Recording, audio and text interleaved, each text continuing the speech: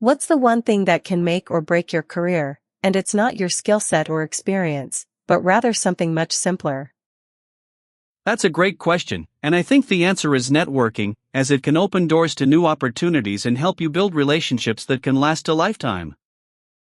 Exactly, and the key to successful networking is understanding the essential phrases that can help you break the ice and build connections with others, which is what we'll be exploring today. That's right, and by the end of this conversation, you'll learn how to use phrases like break the ice and circle back to improve your networking skills, and most importantly, avoid common mistakes that can make you appear unprofessional. Most learners get the phrase step up completely wrong, and it's not just about taking initiative, but also about being strategic in your approach, which we'll discuss later. You'll also learn how to use phrases like touch base and follow up to keep the conversation going and build meaningful relationships with others. Let's start with break the ice, which is a phrase used to initiate a conversation and make others feel comfortable, and a great example of this is when you're at a conference and you don't know anyone. That's right, and the phrase break the ice is often used in this context, but a common mistake is to use it in a way that comes across as insincere or forced, so it's essential to be genuine in your approach. Here's the weird part: when you're trying to break the ice, it's not just about talking, but also about listening, and asking open-ended questions that encourage others to share their thoughts and experiences. Another essential phrase is circle back, which means to follow up with someone or revisit a topic, and a great example of this is when you meet someone at a networking event and you want to continue the conversation later. Exactly, and the key to using circle back effectively is to be specific about when and how you'll follow up, and to make sure you have a clear purpose in mind, such as scheduling a meeting or discussing a potential collaboration. A common mistake is to use circle back as a way to avoid making a decision or taking action, but it's essential to be proactive and take the initiative to follow up with others. Touching base with someone is another important aspect of networking, and it means to check in with someone or keep them updated on your progress. And a great example of this is when you're working on a project and you want to keep your colleagues informed.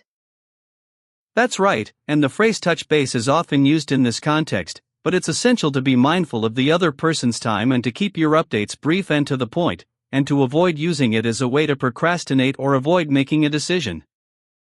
Here's the weird part: when you're touching base with someone, it's not just about sharing information, but also about building trust and establishing a rapport with the other person.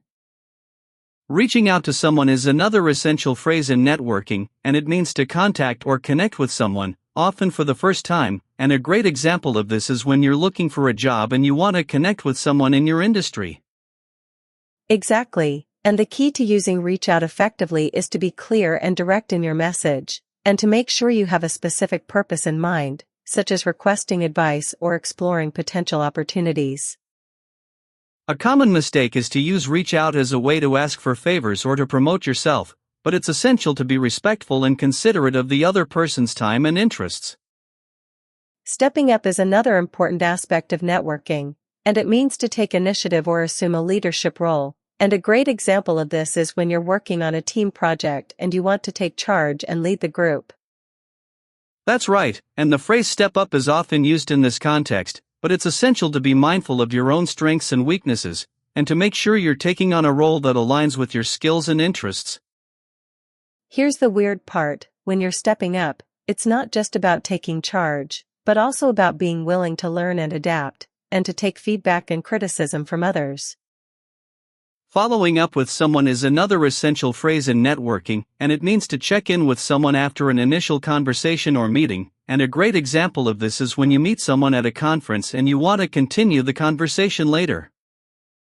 Exactly, and the key to using follow-up effectively is to be timely and persistent, and to make sure you have a clear purpose in mind, such as scheduling a meeting or discussing a potential collaboration. A common mistake is to use follow-up as a way to be pushy or aggressive, but it's essential to be respectful and considerate of the other person's time and interests. Let me summarize a few of these phrases in a mini-story. So imagine you're at a networking event and you want to break the ice with someone, so you start a conversation and ask them about their work.